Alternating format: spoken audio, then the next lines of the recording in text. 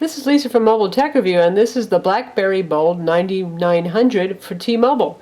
Now, last week we took a look at the Blackberry Bold 9930 for Verizon, which is essentially the same phone, but it runs on Verizon's network instead. It's a really nice phone, definitely the best Blackberry ever in terms of build quality and speed and features. Got the waterfall style keyboard here, really nice, large and wide, even bigger than the Bold 9000's keyboard. These are capacitive buttons under the front panel here, and we've got an optical D-pad here for those of you who absolutely hate to use touchscreens. But what's cool about this is it has a VGA 2.8-inch touchscreen. So we can just do that to maximize our applications, scroll through like so, switch between groups. Tap up here if we had any messages to see or notifications they would show up. Tap up here to look at network status, all of that good stuff. So there it is, your touchscreen QWERTY Blackberry for T-Mobile. Build quality is excellent. Lovely brushed aluminum metal surround over here. We've got the mute key, the volume keys. This is your convenience key right here. Here's the micro USB port, 3.5mm stereo jack, and your screen lock sleep button. On the back, we have a kind of neat carbon fiber material over here that does show a lot of fingerprints. As you can see, it's already picked some up. And though the phone is capable of NFC, near-field communications, it's not enabled on this phone. So far, only Sprint has signed up to enable that service. We have a 5-megapixel camera on the back that takes very nice photos and video, and an LED flash as well. The phone has 8 gigs of internal storage, and you can expand that with micro SD cards. A card is not included. And to get to the card, pry the back off. Here's your battery over here, 1230 milliamps, and your micro SD card slot is right here, so you do have to pull the battery out to remove or insert a card. And the SIM card slot is underneath the battery. Speaking of the 9930, here it is on Verizon right here. You can see these phones are physically identical. It's just the cell radio insides that's different, and the logo on the front for the carrier. Both have the same carbon fiber fingerprint-loving backs. Lovely metal sides. The Bold has a 1.2 gigahertz CPU. That's the fastest CPU yet on a Blackberry. It's a single-core CPU.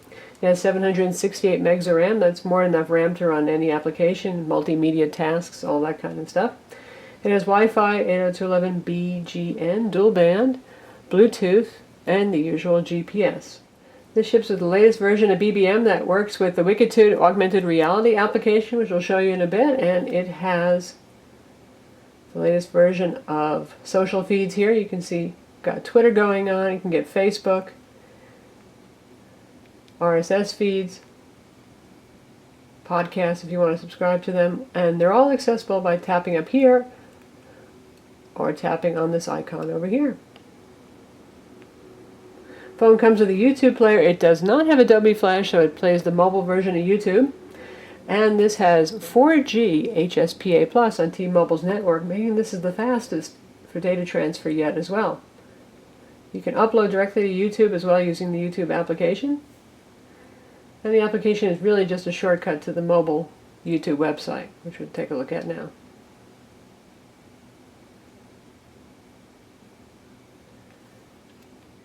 And we'll look at the HD version of the X-Men First Class trailer, though this phone actually does not have an HD display, but we'll just see how it does. This is a 640 by 480 resolution display.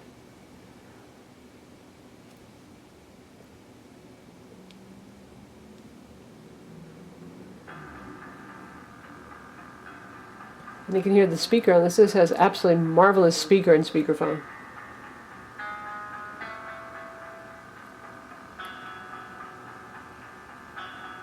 And this is over T-Mobile's HSPA Plus 4G network right now. We're not using Wi-Fi.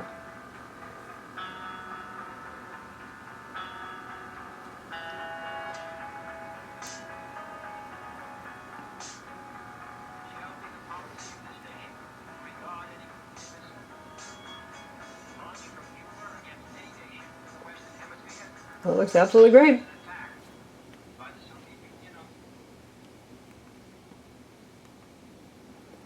In terms of other multimedia applications on here, we have the usual selection of BlackBerry goodies, music player, photo viewer, video player, podcast, and Slacker is preloaded.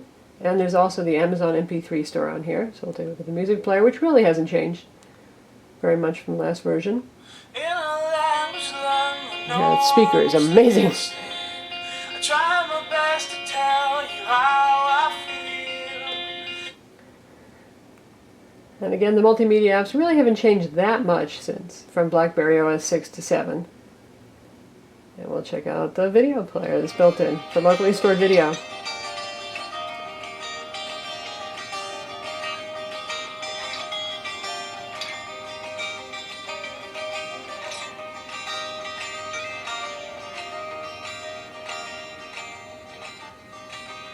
You sit down there by my bed.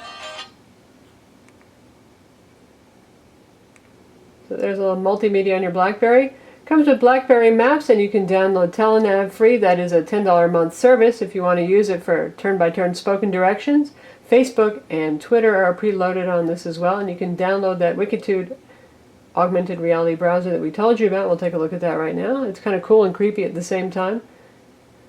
Gets your GPS fix and uses a compass, and it shows you stuff that's around you. Closest of all kinds of categories, other BBM users near you, Wikipedia entries, Flickr and YouTube uploads in your area, and people have been tweeting in your area too.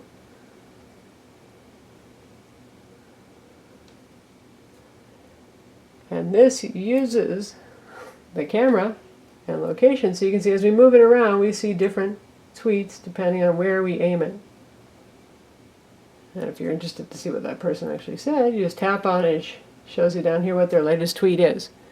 So keep in mind if you have location turned on when you're using Twitter, because people may know exactly what you're saying and where.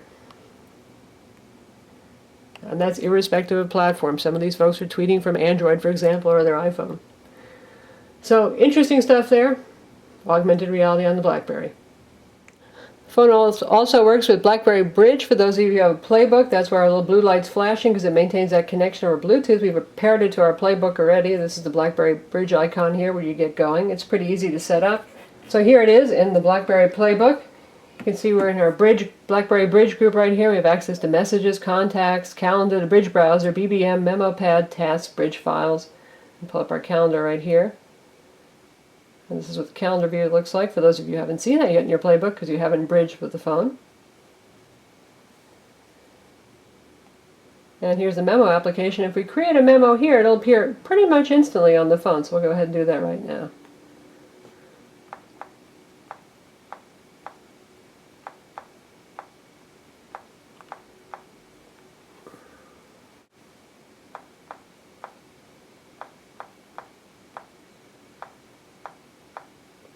And when we save it, it'll get sent to the phone.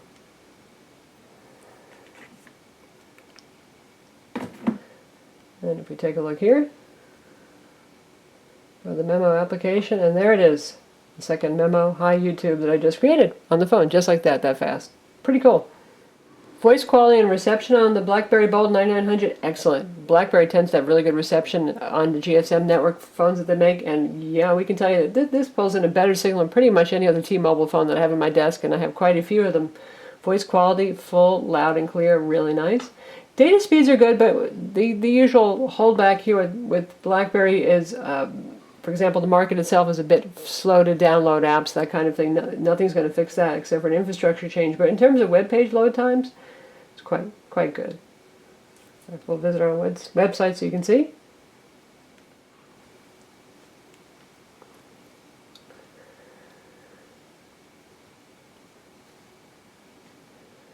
And now we're looking at the full desktop version of our website.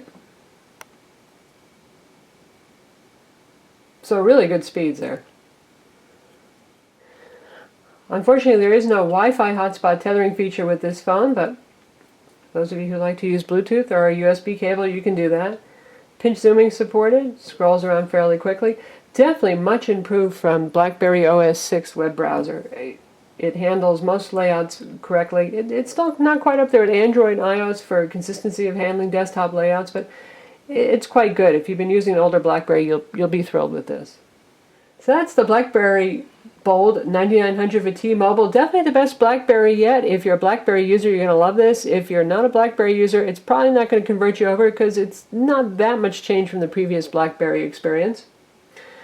It's $299 with a 2-year contract, and that's extremely high. We're not sure why it's priced so expensive. Sprint is at $249, and we don't know what AT&T is going to price it at yet, but that's the only bad point here. If you want this phone, you're going to be paying about $100 more over the premium phones that are available on T-Mobile, like the HTC Sensation 4G, for example.